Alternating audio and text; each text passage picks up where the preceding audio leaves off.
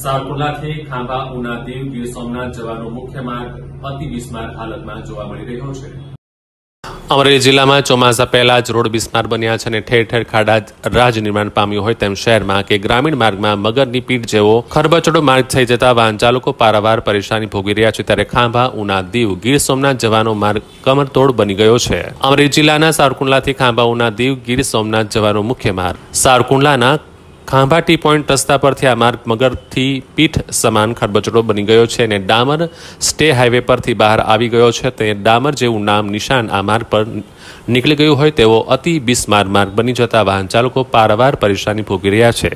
જ્યારે ચોમાસું નજીક આવે અને વરસાદ થાય ત્યારે આવા માર્ગ પર પાણીના ખાબોચિયા ભરવાથી ટુ વ્હીલર વાહનનો અકસ્માત ખાબકી રહ્યા હોવાનું પણ જાણવા મળી રહ્યું હોય।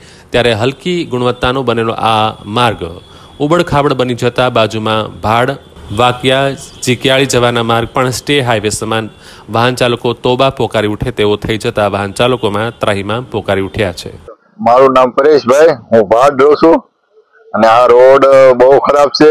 સાવરકુંડલાથી ઉના જતા લોકો માટે પરેશાની સમાન છે અને મોટા અધિકારીઓને જાણ કે આ રોડ જેમ બને એમ જલ્દી થાય એવી અમારી રજૂઆત છે।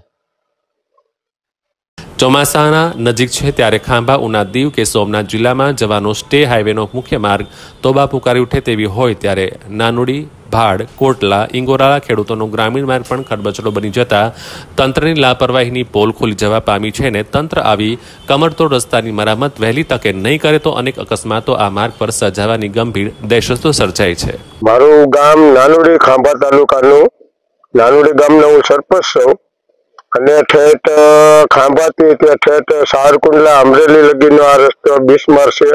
કોઈ વાહન વાળા હાલવા ચાલવા માંગતા નથી। બીજા નંબરમાં કે અહીંયા અવારનવાર એક્સિડન્ટ થાય છે અને રોડ બહુ ખરાબ છે। જે બને તે વહેલી તકે આ રોડની કામગીરી ચાલુ કરે। નેતાઓ પણ અહીંયા હાલે છે તો એની રીતે આવે જાય છે, નીકળી જાય છે, કોઈ ધ્યાન આપતું નથી। અહીંયા આ બાબતે રજૂઆત કરેલી, આ બાબતે જે મોટા અધિકારીઓ છે એને વાત કરેલી હોય પણ એ અંદાજે કોઈ ધ્યાનમાં લેતું નથી।